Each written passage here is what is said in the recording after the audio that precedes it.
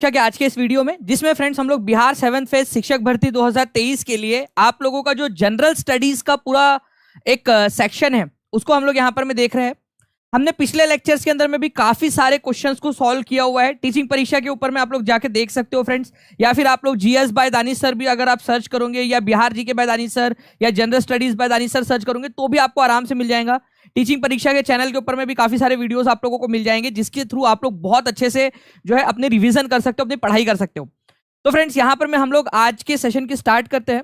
उससे पहले मैं आप सभी लोगों का बहुत बहुत धन्यवाद करना चाहूंगा, जितने भी लोग यहाँ पर में हमारे साथ में जुड़े हुए हैं, जितने भी लोगों ने इस सेशन को लाइक कर दिया है, उन सभी लोगों का बहुत बहुत धन्यवाद। क्योंकि फ्रेंड्स आप लोगों के जो लाइक्स है, आप लोगों के जो रिस्पॉन्स है, वही हमें और ज्यादा मोटिवेट करते हैं आपके लिए और ज्यादा मेहनत करने के लिए, और ज्यादा एफर्ट करने के लिए। इसके अलावा फ्रेंड्स आप लोग जहां जहां भी इस सेशन को शेयर कर सकते हैं वहां पर में जल्दी जल्दी से शेयर कर दीजिए अपने दोस्तों के साथ में, टेलीग्राम, फेसबुक, व्हाट्सएप, इंस्टाग्राम के ऊपर में। प्लस जहां भी आप लोग लाइक, जितने लोगों ने भी फ्रेंड्स इस सेशन को लाइक कर दिया उनका तो धन्यवाद है ही, बट प्लीज जल्दी जल्दी से आप सभी लोग, बाकी के जो लोग हैं वो लोग भी जल्दी जल्दी से जो है इस सेशन को लाइक कर देंगे, ताकि ऐसे ही हम और ज्यादा जो सेशन है कंडक्ट कर सके। जी सभी को good afternoon, like and share done, thank you Sonika ji. चलिए नाउ फ्रेंड्स हम लोग पहले क्वेश्चन की तरफ में आगे बढ़ते हैं। उससे पहले मैं आप लोगों को बता दूं एक गुड न्यूज भी है आप लोगों के लिए, मैं लास्ट में इसके बारे में आप लोगों से बात करूंगा, ठीक है? तो स्टे ट्यून्ड, इसके बारे में भी मैं आप लोगों से बात करूंगा कि टीचिंग परीक्षा के अंदर में भी आप लोगों के लिए एक अपॉर्चुनिटी है। नाउ फ्रेंड्स पहले क्वेश्चन की तरफ में आगे बढ़ते हैं। Which district of Bihar was also known as Kusumpur and Azimabad? देखिए किस डिस्ट्रिक्ट को कुसुमपुर के नाम से या फिर अजीमाबाद के नाम से भी जाना गया है इतिहास के अंदर में? जल्दी से बताएंगे आप सभी लोग इस क्वेश्चन का आंसर क्या होगा आप लोगों का? कुसुमपुर और अजीमाबाद के नाम से। देखिए फ्रेंड्स मैं आप लोगों को बताना चाहूंगा कि कुसुमपुर, कुसुम जो है फ्रेंड्स यहाँ पर में आप लोगों का इसीलिए नाम रखा गया था उस शहर का, क्योंकि वो शहर जो है आपका क्या था, ठीक है, वहां पर में फूलों की बहुत ज्यादा खेती होती थी, फूलों के वजह से उस शहर को कुसुमपुर भी बोला गया। इसके अलावा जो है फ्रेंड्स यहाँ पर में औरंगजेब का पोता था, ठीक है, अजीम उस शाह, क्या नाम था उसका? अजीम उस शाह, ठीक है, ये याद रखना है आप लोगों ने। अजीम उस शाह जो था उसने क्या किया था, इसका नाम अजीमाबाद कर दिया था उस शहर का, लेकिन लोगों ने फिर भी इसको पटना ही बोलना जारी रखा, ठीक है, चाहे आधिकारिक रूप से उसका नाम अजीम उस शाह ने अजीमाबाद कर दिया था, लेकिन लोगों ने पटना ही जारी रखा और पटना ही नाम वो कंटिन्यूएशन के अंदर में रहा। तो कुसुमपुर और अजीमाबाद पटना का नाम था, ये याद रखना है आप लोगों ने, ठीक है। इंपॉर्टेंट पॉइंट है, एग्जाम के अंदर में आप लोगों से पूछा जा सकता है, प्लीज इस क्वेश्चन को याद रखिए, इंपॉर्टेंट पॉइंट है आप लोगों का ये, ठीक है। तो Patna was also known as Kusumpur and Azimabad, ठीक है। चलिए इसके अलावा इसको पाटलिपुत्र भी कहा जाता था, वो तो आप लोगों को पता ही है, ठीक है। और पाटलिपुत्र से नाम पटना किया था शेरशाह सूरी ने। चलो नाउ फ्रेंड नेक्स्ट क्वेश्चन की तरफ में आगे बढ़ते हैं हम लोग। यहां पर में आप लोगों को बताना है कि भारत का प्रथम गवर्नर जनरल कौन था? बताइए यहां पर में भारत का पहला गवर्नर जनरल कौन था? First governor general of India, ठीक है, Lord Mayo, Lord Lytton, Lord Canning, Lord Dufferin, none of the above, more than one of the above. और ये आप लोगों के एग्जाम में पूछा गया क्वेश्चन है, ठीक है, इसी वजह से इंपॉर्टेंट हो जाता है आप लोगों के लिए। सी आंसर आ रहे हैं यहां पर में मैक्सिमम लोगों के, ठीक है, मैक्सिमम लोगों के सी आंसर आ रहे हैं।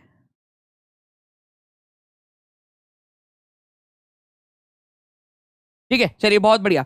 अगर हम लोग यहाँ पर में बात करेंगे फ्रेंड्स भारत का प्रथम गवर्नर जनरल कौन था, गवर्नर जनरल, तो ये याद रखना है आप लोगों ने फ्रेंड्स, आंसर यहाँ पर में आपका ऑप्शन नंबर ई होगा, क्योंकि भारत का पहला गवर्नर जनरल कौन था, तो वो थे वॉरेन, आप लोगों के, ठीक है, लॉर्ड विलियम बेंटिक, ठीक है, लॉर्ड विलियम बेंटिक। 1833 की बात है, 1833 के अंदर में जो विलियम बेंटिक थे, विलियम बेंटिक, ये याद रखेंगे आप लोग, विलियम बेंटिक, इनको भारत का गवर्नर जनरल बनाया गया था। उससे पहले उससे पहले बंगाल का गवर्नर जनरल हुआ करता था, गवर्नर जनरल ऑफ बंगाल, ठीक है। और पहले जो गवर्नर जनरल थे बंगाल के वो थे Warren Hasting, Warren Hasting Bengal के पहले गवर्नर जनरल थे, ठीक है। पूरे भारत का गवर्नर जनरल किसको बनाया गया था पहली बार? विलियम बेंटिक को। सभी लोग लिख देंगे लॉर्ड विलियम बेंटिक जो है भारत के पहले गवर्नर जनरल थे, ये याद रखना है आप लोगों ने, पहले गवर्नर जनरल भारत के। और कब बने थे? 1833 के अंदर में बने थे, ये भी आप लोग याद रख लोगे। ओके, तो इस तरह से आप लोगों का आंसर जो है ऑप्शन नंबर ई हो जाएगा। लॉर्ड कैनिंग जो है भारत के पहले वायसराय थे, फर्स्ट वायसराय। कौन से साल में बने थे कोई बता सकता है कमेंट करके? क्योंकि ये भी क्वेश्चन पूछा जा सकता है कि पहले वायसराय कौन थे। तो governor general of Bengal, governor general of India and viceroy, ये तीनों पोस्ट फर्क है, ठीक है, अलग अलग नाम है, ये याद रखना है। गवर्नर जनरल ऑफ बंगाल बोला जाए तो वॉरेन हेस्टिंग, वॉरेन हेस्टिंग। अगर गवर्नर जनरल ऑफ इंडिया बोला जाए तो लॉर्ड विलियम बेंटिक, ठीक है, गवर्नर जनरल ऑफ इंडिया, पूरे भारत का गवर्नर जनरल। और पूरे भारत का वायसराय बोला जाए तो लॉर्ड कैनिंग। और ये कब बने थे? 1858 के अंदर में, 1858 के अंदर में लॉर्ड कैनिंग भारत के वायसराय बने थे। तो इसको भी आप लोग याद रखोगे, ठीक है। चलिए, तो इस तरह से आप लोग क्वेश्चंस को करते रहेंगे फ्रेंड, जितने भी क्वेश्चंस है मैं आप लोगों को करवाता रहूंगा। लास्ट गवर्नर जनरल अगर बोला जाए तो ऑब्वियस सी बात है, क्योंकि ये पहले वायसराय थे, तो जो है आखिरी गवर्नर जनरल भी यही बने आप लोगों के, भारत के आखिरी गवर्नर जनरल। वो भी आपको जब मैं पढ़ाऊंगा ना, वो एक फ्लो के अंदर में, तो उसके अंदर मैं आप लोगों को करवा दूंगा मैं उसको। नाउ फ्रेंड, नेक्स्ट क्वेश्चन है आप लोगों का, वर्ष 1959 में पंचायती राज को किन राज्यों ने सर्वप्रथम लागू किया? आपको बताना है कौन से इनमें से दो राज्य थे जिन्होंने सबसे पहले पंचायती राज को लागू किया था। तो पंचायती राज को लागू करने वाले सबसे पहले राज्य कौन से थे इनमें से? देखिए फ्रेंड्स, सबसे पहले अगर मैं बात करूं आप लोगों से तो 2 अक्टूबर की बात है, 2 अक्टूबर 1959 में, ठीक है, 2 अक्टूबर 1959 के अंदर में राजस्थान ने सबसे पहले इसको लागू किया था, ठीक है, राजस्थान ने। उसके बाद में अक्टूबर के महीने में ही आपको याद रखना है फ्रेंड्स कि आंध्र प्रदेश जो था उसने भी इसको लागू कर दिया था अपने राज्य के अंदर में, आंध्र प्रदेश के अंदर में। तो आंसर आप लोगों का होगा ऑप्शन नंबर ए, ठीक है, राजस्थान और आंध्र प्रदेश सबसे पहले राज्य थे जिन्होंने अक्टूबर 1959 के अंदर में पंचायती राज को लागू किया था। किसके रिकमेंडेशन के आधार पर? कौन सी कमेटी थी जिसके रिकमेंडेशन के आधार पर किया था? आपको पता होना चाहिए फ्रेंड्स, एक कमेटी बनाई गई थी जिसका नाम था बलवंत राय मेहता कमेटी। बलवंत राय मेहता कमेटी। तो बलवंत राय मेहता कमेटी जो थी भारत सरकार ने बनाई थी। भारत सरकार की इस कमेटी ने एक रिकमेंडेशन दी कि भाई जो पावर है उसका डिस्ट्रीब्यूशन नीचे तक होना चाहिए, नीचे में भी लोगों को पावर्स होने चाहिए। तो इसीलिए जो है पंचायती राज का कंसेप्ट जो है भारत के अंदर में एक बार वापस से उसकी मांग उठी कि भाई भारत के अंदर में जो है पंचायती राज होनी चाहिए, ताकि नीचे गांव के लेवल पर ही गांव की समस्याओं को सुलझाया जा सके। तो सबसे पहले राजस्थान में, फिर उसके बाद में आंध्र प्रदेश के अंदर में इसको लागू किया गया था। फिर बाद में हमारे भारत में संविधान संशोधन करके संविधान में ही उसको जोड़ दिया गया। काफी सारे लोगों को लगता है कि सर जब ये 1959 में आ गया था तो 1992 में क्या हुआ? फिर देखिए 1959 में जो आया था ना आप लोगों का, ये अभी संवैधानिक दर्जा नहीं था उसका, वो केवल एक रूल या फिर एक कमेटी की सिफारिश के आधार पर लगा दिया गया था। एक्चुअल में जो कानून में या संविधान में बनाया गया, संविधान में उसको ऐड कर दिया गया, वो था आपका 1992 में 73rd कॉन्स्टिट्यूशन अमेंडमेंट एक्ट के जरिए, 73वें संविधान संशोधन के 73rd कॉन्स्टिट्यूशनल अमेंडमेंट एक्ट 1992 के जरिए, ठीक है। ये याद रखना है 1992 में हुआ था वो। तो ये अलग चीज है आप लोगों की। संविधान में कब जोड़ दिया गया? तो 73वें संविधान संशोधन के जरिए। अभी संविधान में नहीं जोड़ा था इसको। चलो नाउ फ्रेंड, नेक्स्ट आगे बढ़ते हैं हम लोग यहाँ पर में जल्दी से। अगर मैं आप लोगों से कहूं कि एशिया की सबसे लंबी रिवर कौन सी है और कौन से देश के अंदर में है, तो आप लोगों का आंसर क्या होगा? एशिया की सबसे लंबी रिवर और कौन से देश के अंदर में है? बताइए जल्दी जल्दी से आप लोग। एशिया की सबसे लंबी रिवर और कौन से देश के अंदर में है? करीब 6300 किलोमीटर की उसकी लेंथ है, 6300 किलोमीटर की लगभग की लेंथ है उसकी। आप लोगों का आंसर होगा यांगसे रिवर। ये याद रखना है आप लोगों ने। कौन से देश में है ये यांगसे रिवर? यांगसे रिवर जो है आप लोगों को मिलेंगी फ्रेंड चाइना के अंदर में। ये याद रखना है आप लोगों ने, ठीक है, चाइना में। तो चाइना में यांगसे रिवर एशिया की पूरे जो है हमारे एशिया महाद्वीप की सबसे लंबी रिवर है। तो इंपॉर्टेंट पॉइंट है, आप लोगों का आंसर होगा option number B, longest river in Asia. मैं आप लोगों को दिखा भी देता हूं, ये यहां पर मैं आप लोग देख सकते हो। भारत की सबसे लंबी नदी अगर आप लोगों से बोला जाए तो भारत की सबसे लंबी नदी गंगा नदी है। ये याद रखना है आप लोगों ने, भारत की सबसे लंबी नदी। अगर पूरे दुनिया की सबसे लंबी नदी बोला जाए, पूरे दुनिया की सबसे लंबी नदी, तो नील नदी है। ये याद रखना है आप लोगों ने, नील नदी। दुनिया की सबसे लंबी नदी कौन सी है? नील नदी, जो कि आप लोगों की अफ्रीका महाद्वीप से बहती है, नील नदी। काफी सारे लोगों को अमेजोन और नील नदी में कंफ्यूजन होता है। मैं आप लोगों का कंफ्यूजन जो है वो अभी दूर कर देता हूं, ठीक है। ध्यान से मेरी बात को सुनना आप लोग, ध्यान से सुनिए आप लोग।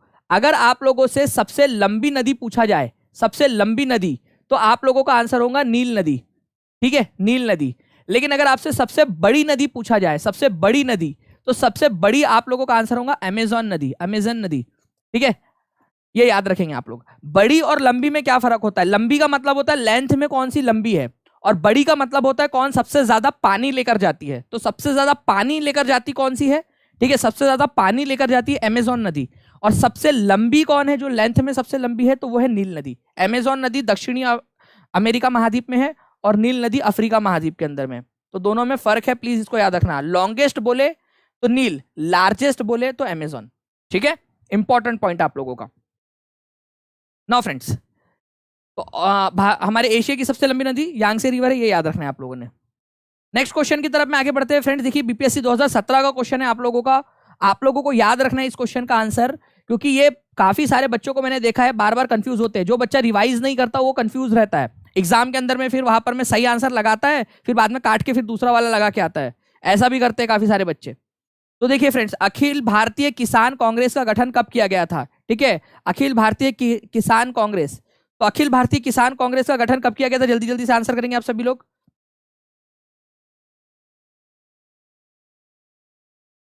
तो ये अखिल भारतीय किसान कांग्रेस, जिसका नाम बदलकर बाद में अखिल भारतीय किसान सभा कर दिया गया था, बाद में शुरुआत में कांग्रेस था, फिर बाद में सभा कर दिया गया था इसका नाम। ओके, ये 1936 के अंदर में इसकी स्थापना की गई थी। इसका जो पहला सेशन था वो लखनऊ में हुआ था, ये याद रखना है आप लोगों ने, लखनऊ के अंदर में, लखनऊ में हुआ था।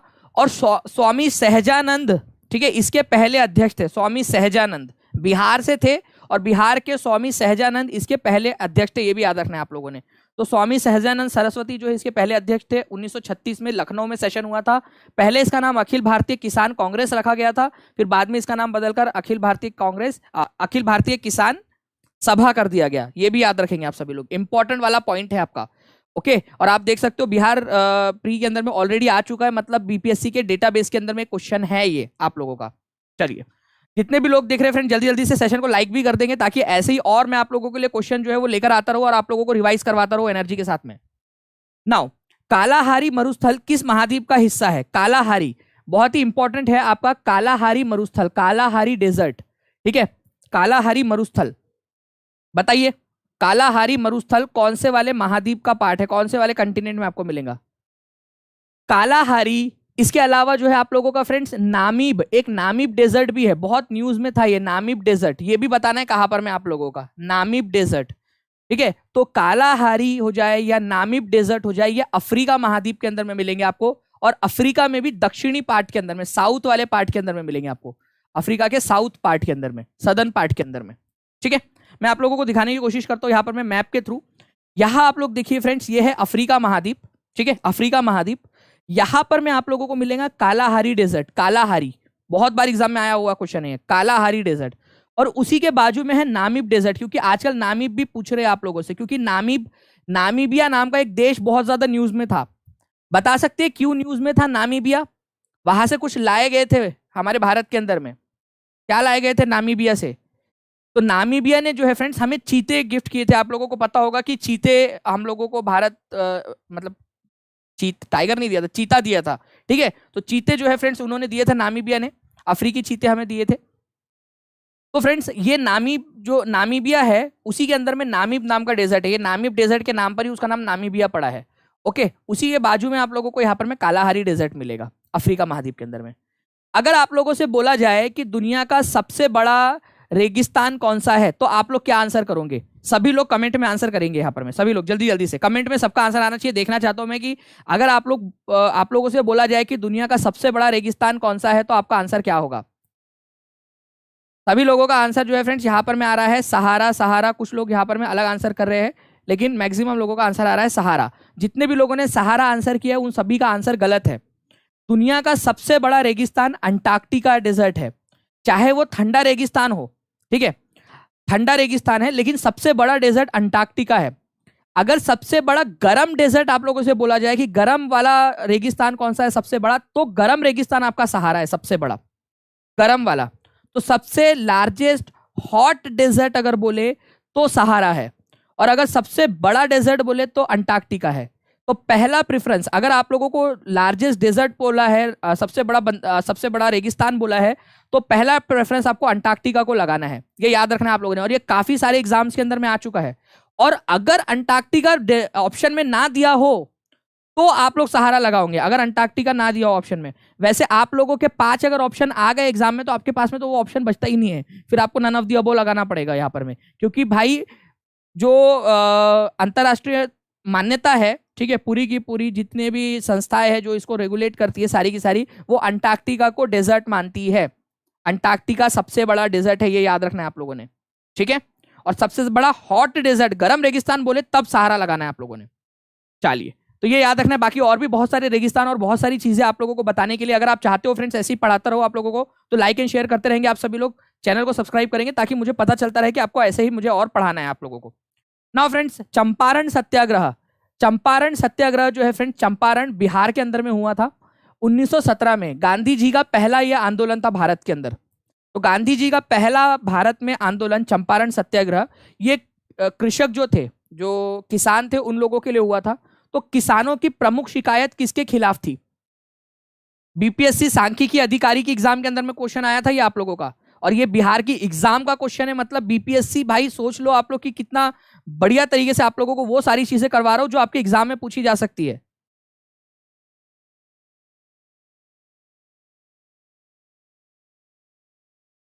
बहुत बढ़िया। देखिए फ्रेंड्स, आप लोगों के यहाँ पर में आंसर आ गए हैं, तीन कठिया व्यवस्था के खिलाफ था। तीन कठिया व्यवस्था। अब ये तीन कठिया व्यवस्था क्या है ये भी मैं आप लोगों को बता देता हूं, ध्यान से सुनेंगे आप लोग। तीन कठिया व्यवस्था क्या है? मान लीजिए कि ये मेरा, ठीक है, एक किसान है, इसका नाम है राजू। ये राजू नाम का मेरा एक किसान है, इसके पास में एक खेत है, ठीक है, ये खेत है। अब ये जो राजू का खेत है, इसको आपको क्या करना है? आपको इसको 20 हिस्सों में डिवाइड करना है, ठीक है। 20 हिस्सों के अंदर में आप लोगों ने क्या करना है? इसको डिवाइड करना है। 20 हिस्सों में आपने डिवाइड कर दिया। अब 20 में से आपको क्या करना है? इसमें से जो 3 पार्ट है आपका, 3 पार्ट 20 में से कम इतने हिस्से में आपको क्या करना पड़ेगा? नील की खेती करनी पड़ेगी। ये कंपलसरी था। इसी को 3 कठिया सिस्टम बोला जाता था, 3 कठिया सिस्टम, ठीक है। तो ये याद रखना है आप लोगों ने, 20 में से, ठीक है, 20 में से कम आपके 3 हिस्सों के अंदर में, मतलब अगर आप लोगों ने 20 हिस्सों में बांटा खेत को, जस्ट समझने की बात है ये, ठीक है। तो 3 हिस्सों के अंदर में कम से कम आप लोगों को क्या करना पड़ेगा? खेती करनी पड़ेगी नील की। अगर मैं इसको परसेंटेज में कन्वर्ट करूं, अगर आप लोगों ने रेशियोज पढ़े हैं, ठीक है, मैथ्स के अंदर में, तो आप लोगों को पता होगा 3/20 का मतलब कितना होता है? 3/20 का मतलब कितना होता है आप लोगों का? 3/20 का मतलब होता है आप लोगों का 15%, ठीक है। तो 15% जो है फ्रेंड्स, कम से कम आप लोगों को अपने 15% खेत के ऊपर में नील की खेती करनी पड़ेगी, जो किसान नहीं करना चाहते थे, ठीक है। किसान लोग नहीं करना चाहते थे, ये याद रखना है आप लोगों ने।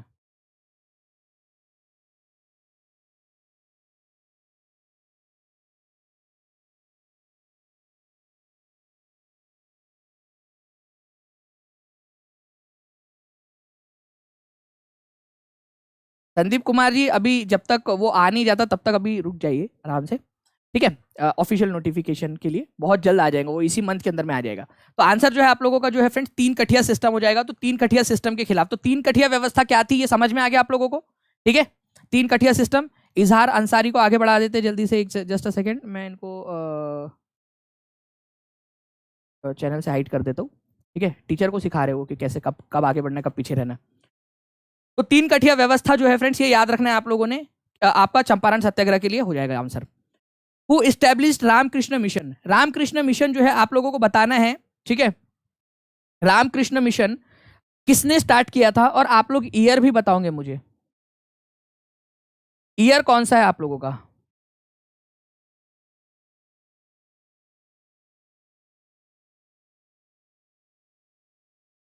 अब से मिलने लगेगा क्रम। तो रामकृष्ण मिशन की स्थापना किसने की थी? और ईयर भी बता देंगे आप लोग, ईयर कौन सा था, साल। तो आंसर आप लोगों का जो है फ्रेंड, स्वामी विवेकानंद जी हो जाएगा। और अगर मैंने आप लोगों से ईयर पूछा है तो देखते कितने लोग इसका आंसर कर पा रहे हैं, ठीक है। 1817, 1892, 1897, अलग अलग आंसर आ रहे हैं आप लोगों के। 1875 भी आया है। 1897 के अंदर में इन्होंने इसकी स्थापना की थी, बेलूर मठ के अंदर में। कलकत्ता के पास में एक जगह है बेलूर नाम की, ठीक है। तो बेलूर नाम की एक जगह है कलकत्ता के पास में, वहां पर में इसकी स्थापना की गई थी, ये याद रखना है, बेलूर मठ में। तो आंसर आपका होगा option number B, Swami Vivekananda ji ने रामकृष्ण मिशन की स्थापना की थी। रामकृष्ण परमहंस उनके गुरु जी थे, उनके गुरु थे रामकृष्ण परमहंस, उनके नाम के ऊपर में इन्होंने रामकृष्ण मिशन की स्थापना की थी 1897 के अंदर में, बेलूर नाम की जगह के ऊपर में, ठीक है, पश्चिम बंगाल में। ये भी बहुत इंपॉर्टेंट है, 1897, ये भी याद रखना है आप सभी लोगों ने। ओके, इसके अलावा जो है फ्रेंड्स, मैं अगर आप लोगों से कहूँ कि जो स्वामी विवेकानंद जी थे वो शिकागो कौन से साल गए थे, ये भी आप लोगों से क्वेश्चन मैंने पिछले लेक्चर में कराया था। अगर याद हो आप लोगों को तो बता दीजिए जल्दी से कि स्वामी विवेकानंद जी शिकागो कौन से साल में गए थे। ठीक है, शिकागो यूएसए गए थे वो विश्व धर्म संसद के अंदर में, और वो गए थे आप लोगों का वो ईयर जो विश्व धर्म संसद थी आपकी, वो 1893 के अंदर में गए थे, ये याद रखना है आप लोगों ने, शिकागो के अंदर में विश्व धर्म संसद में। ठीक है, तो उसको भी आप लोगों को करा दे तो एक बार रिवाइज, 1893 में, ठीक है, अमेरिका के शिकागो के अंदर में स्वामी विवेकानंद जी जो है वो विश्व धर्म संसद में भारत का प्रतिनिधित्व करते हुए गए थे। और आप लोगों को बता देना चाहूंगा कि विवेकानंद जी जो है इनका असली नाम था नरेंद्रनाथ दत्त। ठीक है, नरेंद्रनाथ दत्त, ये भी आप लोगों ने याद रखना है, नरेंद्रनाथ दत्त। जल्दी से एक बार फ्रेंड्स सेशन को लाइक एंड शेयर भी करते रहेंगे जितने भी लोग यहाँ पर मैं देख रहे हैं, ताकि ऐसे ही मैं आप लोगों को और भी बहुत सारी चीजें करवाता रहूं। ठीक है, दुर्गा बोल रहे कि सर मेरे पापा ने आपकी क्लास यूट्यूब पर देखी और बीपीएससी के लिए सजेस्ट किया। चलो thank you very much Durga ji, आपके पापा का भी बहुत बहुत धन्यवाद। चलिए नाउ फ्रेंड, नेक्स्ट क्वेश्चन है आप लोगों का ऑपरेशन फ्लड। ऑपरेशन फ्लड किससे संबंधित है ये बताइए आप जल्दी से। ऑपरेशन फ्लड, ऑपरेशन फ्लड किस चीज से रिलेटेड है? और आप लोगों को मतलब इसको ऑपरेशन फ्लड ही बोलना है, ऑपरेशन बाढ़ मत बोल देना कि सर फ्लड का मतलब तो बाढ़ होता है तो ऑपरेशन बाढ़ बोल दूंगे इसको, नहीं, ऑपरेशन फ्लड ही बोलना है आप लोगों ने। ठीक है, हिंदी में भी इसको।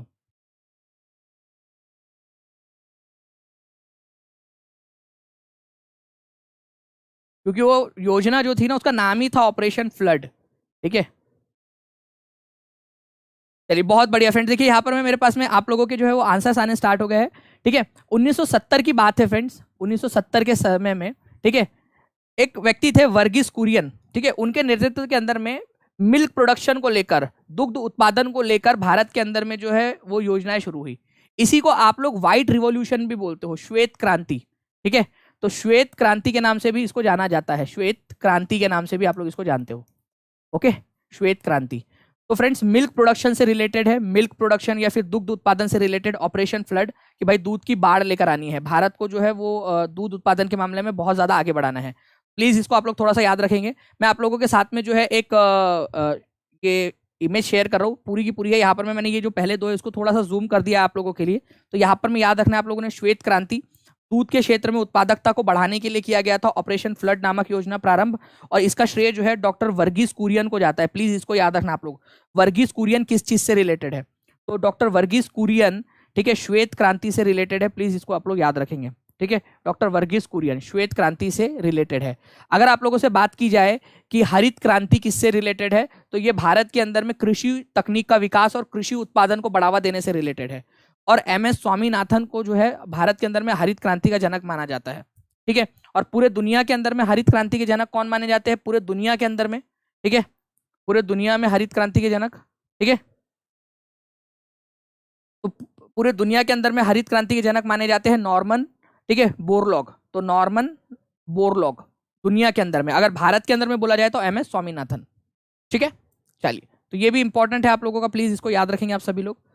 नेक्स्ट क्वेश्चन है आप लोगों का फ्रेंड्स, एक इंपॉर्टेंट क्वेश्चन, इसका आंसर कीजिए आप सभी लोग जल्दी जल्दी से, बताइए।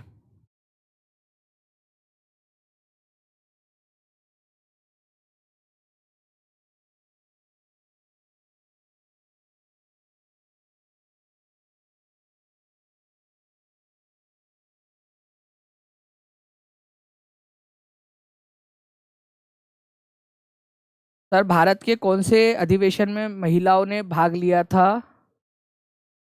देखो, जो आपका, मैं आपको बता दूं कि जो 4th नंबर का आप लोगों का था यहाँ पर में, ठीक है, एक अधिवेशन था आपका 1889 के अंदर में। ठीक है, 1889 के अंदर में अधिवेशन था। उसके अंदर में आप लोगों को याद रखना है कि कादम्बिनी गांगुली, जो कि पहली महिला ग्रेजुएट में से एक थी, ठीक है, कादम्बिनी गांगुली, वो और उनके साथ में और जो 9 महिलाएं थी उन्होंने इसमें पार्टिसिपेट किया था। और कादम्बिनी गांगुली ने तो भाषण भी दिया था उसके अंदर में, अध्यक्ष नहीं थी, भाषण भी दिया था। ठीक है, तो ये याद रखना है आप लोगों ने। मैंने पेड क्लास के अंदर में थोड़े दिन पहले उसको पढ़ाया भी था कि भाई 1889 के अंदर में कादम्बिनी गांगुली, और मैंने बोला था कि कादम्बिनी गांगुली जब मैं पढ़ाऊंगा उसको पर्सनैलिटीज के अंदर में उसमें भी बताऊंगा करके। चलिए, तो हु डिसाइड्स, तो आपका जो आंसर है कि कब हुआ था, तो 1889 के अंदर में हुआ था। Who decides whether a bill is a money bill और नॉट? कौन डिसाइड करता है कि कोई विधेयक धन विधेयक है या नहीं है? ठीक है, तो धन विधेयक है या नहीं है ये डिसाइड करने का काम लोकसभा के स्पीकर का होता है। देखिए, धन विधेयक का मतलब होता है फ्रेंड्स कि कोई बिल अगर टैक्स से रिलेटेड है, टैक्स लगाना है, हटाना है, ठीक है, कोई भी इसके अंदर में रूल्स में चेंज, कोई रूल हटाना है, रूल लगाना है, चेंज करना है कोई रूल, कोई भी चीज टैक्स से अगर रिलेटेड है, सरकार के पास में पैसे आने और जाने से रिलेटेड है, तो उसको धन विधेयक बोला जाएगा। तो कोई भी बिल अगर लेकर आया जाता है तो उसको डिसाइड तो करना पड़ेगा ना कि वो एक्चुअल में धन विधेयक है भी या नहीं है। तो वो डिसाइड करने का आखिरी अधिकार लोकसभा स्पीकर के पास में है। मनी बिल का आर्टिकल क्या है? धन विधेयक का आर्टिकल, ये कोई बता सकता है मुझे? जल्दी से बताइए, धन विधेयक का आर्टिकल क्या है?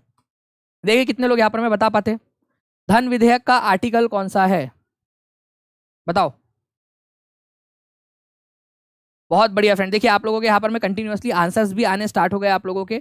ऐसे ही आंसर्स भी करते रहिए आप सभी लोग, ठीक है। कमेंट के अंदर में सभी लोगों ने आंसर्स करते रहने हैं, और इतने सारे लोग देख रहे हैं, जल्दी जल्दी से लाइक का बटन भी दबा देंगे फ्रेंड्स। देखिए अगर मैं बात करूं आप लोगों से आर्टिकल का, तो आर्टिकल याद रखना है आप लोगों ने, आर्टिकल नंबर 110 जो है ये आप लोगों का धन विधेयक से रिलेटेड है, ठीक है, धन विधेयक से रिलेटेड है आप लोगों का। नाउ नेक्स्ट क्वेश्चन की तरफ में आगे बढ़ते हैं हम लोग यहाँ पर में हमारे। आप लोगों को देखिए बीपीएससी प्री जीएस 2017 का एक क्वेश्चन आप लोगों का, इसका आंसर कीजिए आप सभी लोग जल्दी से, और मुझे उम्मीद है कि आप लोग बहुत ही इजीली इसका आंसर कर दोगे, सभी लोग बहुत ही इजीली इसका आंसर कर देंगे, क्योंकि मैं आपको बार बार रिवाइज करवा रहा हूं। 1936 में लखनऊ में अखिल भारतीय किसान सभा, जिसको अखिल भारतीय किसान कांग्रेस भी कहा जाता था शुरुआत में, उसके प्रथम अध्यक्ष किसे चुना गया था? तो आपका डायरेक्टली आंसर आना चाहिए स्वामी सहजानंद सरस्वती को, ठीक है। स्वामी सहजानंद सरस्वती जो है, इन्होंने बिहार के अंदर में, ठीक है, 1929 के अंदर में बिहार प्रांतीय किसान सभा की स्थापना भी की थी। तो बिहार प्रांतीय किसान सभा की स्थापना कब की थी इन्होंने? 1929 के अंदर में। और उसके बाद में 1936 में लखनऊ के अंदर में अखिल भारतीय किसान सभा का जब आयोजन हुआ तो उसके पहले अध्यक्ष भी यही बने थे। तो ये भी पॉइंट याद रखना है आपने, दोनों के दोनों पॉइंट बहुत इंपॉर्टेंट है। बिहार के बहुत बड़े किसान नेता स्वामी सहजानंद सरस्वती, तो डायरेक्ट आंसर आपका ऑप्शन नंबर सी होगा, ठीक है। नाउ नेक्स्ट क्वेश्चन की तरफ में आगे बढ़ते हैं आप लोगों के। आपका पढ़ाया हुआ सेट हो जाता है, चलो बहुत बढ़िया शोभा कुमारी जी, ऐसे ही पढ़ते रहिए आप, ठीक है। इस क्वेश्चन का आंसर करेंगे सभी लोग। How much land was to be reserve to for indigo cultivation in 3 kathia system? जो 3 कठिया सिस्टम था आप लोगों का, इसी वजह से पूरा मैंने आपको डिटेल में पढ़ाया था उस समय में, ताकि जो बच्चा नया बच्चा हो, ठीक है, वो बच्चा भी 3 कठिया सिस्टम को सीख जाए। जिसको आता है केवल उसको आंसर बता के आगे बढ़ना लक्ष्य नहीं है, क्योंकि कुछ चीजें हो सकता है आपको आती हो, कुछ चीजें हो सकता है किसी और को आती हो, है ना। तो अगर हर क्वेश्चन के अंदर में बिना एक्सप्लेनेशन के, बिना समझे आगे बढ़ेंगे तो आपको भी उसका नुकसान झेलना पड़ सकता है। इसी वजह से एज अ टीचर रिस्पॉन्सिबिलिटी बनती है कि भाई पूरा का पूरा अच्छे से एक्सप्लेनेशन के साथ में एक एक चीज जो बन सकता है क्वेश्चन वो पढ़ाया जाए। क्योंकि ऐसा भी क्वेश्चन बन सकता था आप लोगों का कि 3 कठिया सिस्टम का मतलब क्या है, केवल 3 कठिया सिस्टम बना के आगे बढ़ जाते तो ये कभी आंसर नहीं आता। इसी वजह से मैंने उस समय वो एक जो व्यक्ति था उसको ब्लॉक किया वहां से, कि टीचर को बताएंगे कि वो कब आगे बढ़ना है कब नहीं आगे बढ़ना है। टीचर को पता है कि कब कैसे किस तरीके से पढ़ाना है, ठीक है। जब आप टीचर बन जाओगे, ठीक है, या जब खुद पढ़ा रहे होंगे, मान लो आप टीचर हो भी अभी फॉर एग्जांपल कुछ लोग, लेकिन जब आप अपने क्लास में होंगे तब आपके हाथ में कंट्रोल रहेगा। जब मेरी क्लास है, मैं यहां पर मैं खड़ा हूं तो कंट्रोल मेरे हाथ में, ठीक है। यही रूल है नियम का, संसार का, ब्रह्मांड का, ठीक है। बस तो 3 कठिया प्रणाली के अंदर में नील की, और वो जो रूल को फॉलो करता है वो आगे बढ़ता है, ये याद रखना है आप लोगों ने। 3 कठिया प्रणाली के अंदर में नील की खेती के लिए कितनी, तो 20 में से 3 हिस्सा, अभी आपको बताया था मैंने, ठीक है, कि 20 हिस्से में डिवाइड कर दो खेत को, तो 3 हिस्से के ऊपर में कम से कम आपको नील की खेती करनी पड़ेगी, ठीक है। ओके, तो ये याद रखना है आप लोगों ने फ्रेंड्स, 3 कठिया सिस्टम आप लोगों का, 20 में से 3 हिस्से के ऊपर में खेती करनी पड़ेगी। इसी को लेकर चंपारण के अंदर में आंदोलन हुआ था। नेक्स्ट क्वेश्चन की तरफ में आगे बढ़ते हैं फ्रेंड्स। आप लोगों को बताना है कि विक्रमशिला यूनिवर्सिटी का निर्माण किसने करवाया था, या विक्रमशिला महाविहार भी इसको बोला जाता है, विक्रमशिला यूनिवर्सिटी या फिर विक्रमशिला महाविहार। बहुत ही फेमस क्वेश्चन है ये आप लोगों का, बताइए विक्रमशिला यूनिवर्सिटी या फिर विक्रमशिला महाविहार की स्थापना किसने की थी? बताते जाएंगे सभी लोग जल्दी जल्दी से। तो विक्रमशिला यूनिवर्सिटी या विक्रमशिला महाविहार, इसकी स्थापना की थी फ्रेंड्स एक पाल वंश के शासक थे, धर्मपाल ने, ठीक है, पाल वंश के शासक थे ये, ठीक है। उन्होंने विक्रमशिला यूनिवर्सिटी की स्थापना की थी। अब इन्होंने एक और काम किया था, इन्होंने जो है वो एक रिपेयरिंग भी कराई थी, किसकी रिपेयरिंग करवाई थी इन्होंने? इन्होंने नालंदा यूनिवर्सिटी की रिपेयरिंग भी कराई थी, नालंदा यूनिवर्सिटी की। तो प्लीज इसको भी याद रखना है आप लोगों ने, नालंदा यूनिवर्सिटी का पुनरुद्धार या फिर पुनर्निर्माण रिपेयर किसने करवाया था? तो आप लोगों को याद रखना है फ्रेंड्स, ठीक है। नालंदा यूनिवर्सिटी का निर्माण या पुनर्निर्माण पुनर्निर्माण बोल सकते हैं अपन लोग, क्योंकि रिपेयरिंग, क्योंकि निर्माण नालंदा यूनिवर्सिटी का तो कुमारगुप्त ने किया था निर्माण, ठीक है। इसका पुनर्निर्माण या रिपेयरिंग किसने करवाई थी? तो धर्मपाल ने, और साथ ही साथ विक्रमशिला यूनिवर्सिटी भी बनाई। ये याद रखना है आप लोगों ने, नालंदा यूनिवर्सिटी कुमारगुप्त वन जो राजा थे गुप्ता वंश के, उन्होंने किया था, ठीक है। और यहाँ पर मैं किसी ने लिखा भी कि सर बीपीएससी के प्री में इस बार भी आया था सर ये क्वेश्चन। जी हाँ बिल्कुल, मैं आप लोगों से वही कह रहा हूँ कि जो आप लोगों के बीपीएससी के डेटाबेस के क्वेश्चंस है, जो डिफरेंट एग्जाम में एसआई हो, ठीक है, सांख्यिकी अधिकारी हो, कोई भी एग्जाम हो जिसमें पूछा गया है आपका, उसके क्वेश्चंस में यहाँ पर मैं आप लोगों के लिए ले रहा हूँ, ठीक है। तो जो बच्चा अच्छे से करेगा, ठीक है, वो आगे बढ़ेगा। नेक्स्ट क्वेश्चन की तरफ में आगे बढ़ते हैं फ्रेंड्स। आप लोगों के बिहार में किसके नेतृत्व में ऑल पार्टी ने साइमन कमीशन का बहिष्कार किया था? देखिए बिहार से रिलेटेड एक क्वेश्चन आप लोगों का इंपॉर्टेंट वाला, ठीक है, बिहार से रिलेटेड क्वेश्चन। मैं आप लोगों से बता दूं, आप लोगों के लिए मेरे पास में एक अच्छी न्यूज़ भी है फ्रेंड्स, वो भी मैं आप लोगों के साथ में शेयर करना चाहूंगा, ठीक है, लास्ट में। तो आप लोग यहाँ पर में रुके। बिहार में किसके नेतृत्व में ऑल पार्टी ने साइमन कमीशन का विरोध किया? तो साइमन कमीशन भारत के अंदर में जो है, इसका निर्माण 1927 में हुआ था नवंबर में, बट ये भारत में कब आया? भारत में आया था 1928 के अंदर में, ठीक है। तो ये भी याद रखना है आप लोगों ने। इसको लेकर पूरे देश के अंदर में साइमन गो बैक के नारे लगाए गए, साइमन कमीशन का विरोध किया गया, क्योंकि इसमें एक भी भारतीय व्यक्ति शामिल नहीं था। भारत का भविष्य निर्धारित करना था साइमन कमीशन ने, लेकिन साइमन कमीशन में एक भी भारतीय व्यक्ति शामिल नहीं था। तो इसके विरोध में, साइमन कमीशन में एक भी भारतीय व्यक्ति नहीं है, इसके विरोध के अंदर में हम लोगों ने क्या किया फ्रेंड्स? साइमन कमीशन का बाइकआउट किया। तो आप लोग याद रखोगे, अनुग्रह नारायण सिन्हा, ठीक है, इनके नेतृत्व के अंदर में जितनी भी पॉलिटिकल पार्टीज थी उस समय की, उन्होंने साइमन कमीशन का विरोध किया था। ये याद रखना है आप लोगों ने, ठीक है। तो अनुग्रह नारायण सिन्हा साइमन कमीशन का विरोध किया, क्योंकि इसमें एक भी भारतीय नहीं था, सारे के सारे जो है इसमें गोरे थे। इस वजह से इसको ऑल वाइट कमीशन भी बोला जाता है, ऑल वाइट कमीशन, ठीक है, ऑल वाइट, क्योंकि सारे के सारे क्या थे? गोरे थे इसके अंदर में। तो ऑल वाइट कमीशन के नाम से भी इसको जाना जाता है, ठीक है। अनुग्रह नारायण सिन्हा, अनुग्रह नारायण सिन्हा को बिहार के अंदर में कौन सी उपाधि दी गई है, ये आप लोग कमेंट करके बताएंगे। आप लोग मेरे को सभी लोगों का कमेंट आना चाहिए यहाँ पर में, ठीक है। बताइए अनुग्रह नारायण सिन्हा को कौन सी उपाधि दी गई है, ठीक है, अनुग्रह नारायण सिन्हा। तो अनुग्रह नारायण सिन्हा को याद रखना है फ्रेंड्स, बिहार विभूति, बिहार विभूति की उपाधि दी गई है, विभूति। याद रखेंगे आप लोग, इंपॉर्टेंट है, ये भी क्वेश्चन बनता है एग्जाम के अंदर में, बिहार विभूति। बहुत बढ़िया, आप लोगों ने इसी तरीके से आंसर कर दिया। लाइक का बटन भी दबाते रहेंगे फ्रेंड्स। जिन लोगों ने चैनल को सब्सक्राइब नहीं किया वो चैनल को सब्सक्राइब कर लेंगे। और मैं आपको बता दूं कि चैनल के ऊपर में बहुत सारे वीडियोस है, ठीक है, टीचिंग परीक्षा के ऊपर में। आप लोग जाओगे, चैनल को सब्सक्राइब कीजिए, अंदर में जाके आप देखोगे बहुत सारे वीडियोस आप लोगों को मिलने वाले, काफी सारी चीजें मैंने आपको पढ़ाई हुई है। पेपर क्लियर करना है, 3 महीने की बात है, मेहनत कर लो, जान लगा दो, उसके बाद में देखना आप लोगों का पूरा एक जीवन जो है वो चेंज हो जाएगा, ठीक है। अगर 3 महीना मेहनत नहीं की तो 3 महीना जैसे ही पेपर खत्म होगा ना, अगले दिन फिर वो एक गिल्ट आने लगेगा कि काश मेहनत कर ली होती उस समय में। क्या वो गिल्ट चाहिए आपको? नहीं चाहिए, तो मेहनत करो, ओके। और मैं आपके साथ में हूँ, टेंशन नहीं लेना। देखो जहां प्यार करना है आप लोगों से, मैं बिल्कुल बहुत ज्यादा प्यार करता हूँ, लेकिन जहां पर मैं जो बच्चे थोड़ा बहुत भी इधर उधर करेंगे उसको वो करना पड़ता है, क्योंकि सबको साथ में लेकर चलना है हम लोगों ने, ठीक है। नाउ फ्रेंड्स, मैं आप लोगों को आगे बढ़ने से पहले एक चीज बताना चाहूंगा कि टीचिंग परीक्षा के ऊपर में अभी जितने भी बच्चे हैं जो अगर आप लोग काम भी करना चाहते हो, लर्न एंड अर्न अगर आप करना चाहते हो, जुड़ना चाहते हो, ठीक है, तो जो भी इंग्लिश के लिए सब्जेक्ट मैटर एक्सपर्ट, मतलब जो जिसका काम बैकएंड के अंदर में होता है, जो कंटेंट क्रिएट करने के लिए या फिर आप कहे क्वेश्चंस को चेक करने के लिए, क्वेश्चंस अपलोड करने के लिए, उसके हैंडलिंग करने के लिए, डेटा हैंडलिंग के लिए, या जो भी काम करना चाहता है वो कर सकते हैं यहाँ पर मैं फ्रेंड्स कॉन्टैक्ट, इंग्लिश के लिए, हिंदी के लिए और सीडीपी के लिए। अगर आपको लगता है कि आप इसमें से किसी भी सब्जेक्ट के अंदर में बहुत अच्छे हो, और ये केवल और केवल टीचिंग परीक्षा के स्टूडेंट्स, जो भी टीचिंग परीक्षा परिवार का हिस्सा है यूट्यूब के ऊपर में या पेड में, उन लोगों के लिए है। क्योंकि मैंने आपसे पहले भी कहा था कि जब मैंने छोड़ी थी अपनी जॉब, छोड़ी थी मैंने, ठीक है, 2.5 लाख रुपए की, तब भी मैंने यही सोच के आया था कि भाई यार ये जो मेरे साथ में बच्चे जुड़ेंगे उन लोगों का मेरे को भला करना है, ठीक है। तो टीचिंग परीक्षा परिवार के लिए अपॉर्चुनिटी है, ये डाल सकते थे इसको इंडीड के ऊपर में, naukri.com के ऊपर में, और बहुत आसानी से कर लेते।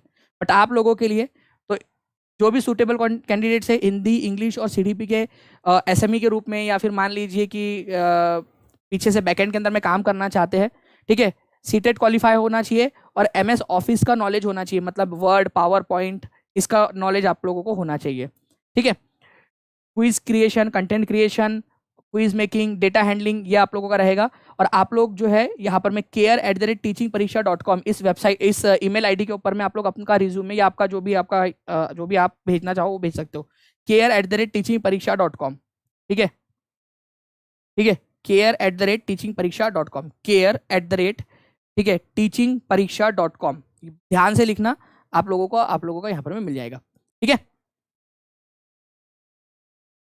ओके।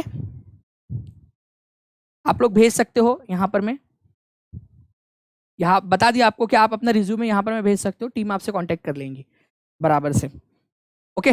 तो ये आप लोगों का जो है फ्रेंड्स आज का लेक्चर था। आप लोगों का जितने भी आप लोगों के पॉइंट्स है वो आप लोग यहाँ पर में लिख सकते हो कमेंट बॉक्स के अंदर में, प्लस सेशन को लाइक कर देना, शेयर जरूर कीजिए फ्रेंड्स अपने दोस्तों के साथ में। सेशन को रोज 12 बजे आपका सेशन होता है और 5 बजे भी सेशन होता है आप लोगों का, तो 5 बजे भी आप लोग जो है वो जुड़ सकते हो 5 बजे वाले सेशन में। उसमें भी आपको मैं जीएस करवाता हूँ, ठीक है, एनसीईआरटी बेस्ड और लूसेंट बेस्ड, तो उसको भी आप कर लीजिए, वो भी आप लोगों के बहुत ज्यादा काम आएगा, ठीक है। चलिए बाकी मिलते हैं, जो भी आप लोगों को जानकारी चाहिए इसके अंदर में आप मेल करके वहां से जानकारी ले सकते हो, टीम आपकी पूरी मदद कर देंगी उसके अंदर में, ठीक है। चलो thank you very much friends, take care and bye, God bless you all, thank you.